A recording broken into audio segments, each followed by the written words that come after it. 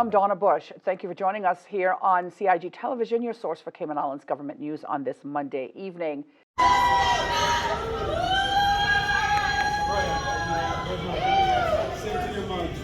Chloe Powery-Doxey, Cayman's representative in Saturday's Miss Universe pageant, received a warm welcome back home by family, friends, fans, and government officials on Sunday at the Owen Roberts International Airport. Minister for Tourism, the Honorable Kenneth Bryan, whose ministry owns the franchise, was first to greet her as she disembarked the official travel sponsor's Cayman Airways flight. Chloe arrived in New Orleans earlier this month to compete in the 71st Miss Universe pageant with 83 other young women from around the world. During the pageant, she wore a gown from Indonesian designer Anaz and sponsored jewelry from celebrity fine jewelry designer Charlie Lapson. Chloe's costume, the indigenous blue iguana, was designed by Divika of Swanky International. She traveled with luggage from local business Kirk Freeport and was able to share gifts of perfume with her fellow pageant sisters provided by local perfumer Ted Green. Miss USA Arbani Gabriel was crowned the new Miss Universe at the end of what was an incredible night. A special note, this year Miss Universe did not focus on the regional divisions in the semifinals. However, the top 5 were all women from the Americas. We say congratulations to them and to Chloe for proudly representing our islands. The next Miss Universe pageant is expected to be held in El Salvador.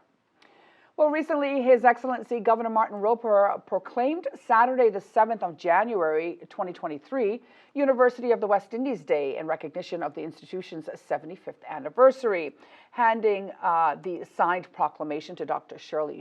Beverly Shirley, head of the University of the West Indies Open Campus here in the Cayman Islands. Governor Roper remarked, "I join nations across the Caribbean to celebrate the 75th anniversary of the UE. In recognition of a momentous occasion, we will come together and reflect upon the achievements of this important institution throughout the coming year." Now, the University of the West Indies is the largest tertiary institution in the Caribbean. It has 5 regional and 16 open campuses, one of which is located right here in the Cayman Islands. There are currently 29 Caymanian students pursuing studies at UE.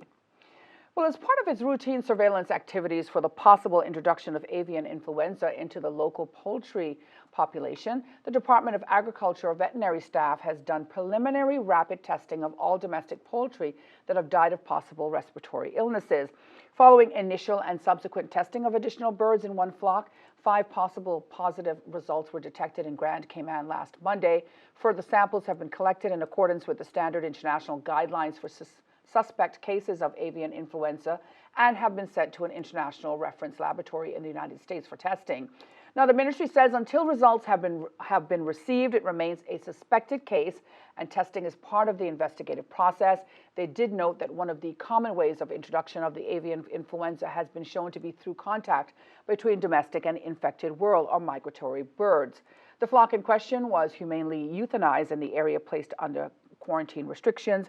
We will be doing follow-up stories on this subject. Turning to our forecasts for tonight, it calls for partly cloudy skies with less than a 20% chance of showers. Seas will be moderate with wave heights of 3 to 5 feet. The 2-day outlook is for similar weather conditions through to Wednesday morning. The local forecast, meantime, calls for moderate northeasterly winds and seas, which are expected over the Cayman Islands area.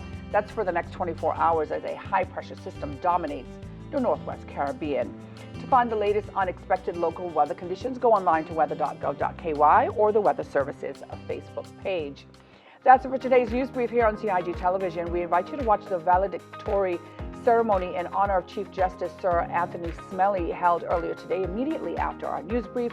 I'm Donna Bush, as always, thanking you for joining us and wishing you a wonderful night.